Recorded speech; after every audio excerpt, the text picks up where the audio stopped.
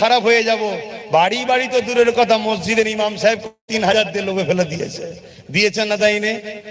Plan ইমাম পর্যন্ত যদি লোভে পড়ে যায়, তাহলে সে সমাজ আর কি করে মাথা তুলে বাঁচবে? বা আন বলতে গেলে দুশ্মন হয়ে যাব, কিন্তু হাকিকতটা তো বুঝতে হবে। আমাকে ভেতর থেকে কুড়ে কুড়ে কুড়ে কুড়ে দুর্বল করা হচ্ছে। আমি 1000 টাকা পেয়ে গেলাম, আমার ছেলে শিক্ষাটা পেলাম না। আমি 500 টাকা পেয়ে গেলাম, আমার কারবার ব্যবসাটা পেলাম না। আমি এই এতগুলো লোক বসে আছে, আপনাদের জানা মতে বলুন তো দেখি, আপনার পরিবার দূর দূর পর্যন্ত কেউ একজন জজ আছে কি? এটা পাই না। লোভে পড়ে গেছি, ভিক্ষা দিয়েছে খেয়েছি, হই হই করছি, ছেলেকে জজ বানাতে হবে, হুঁশ নাই, হুঁশই নাই।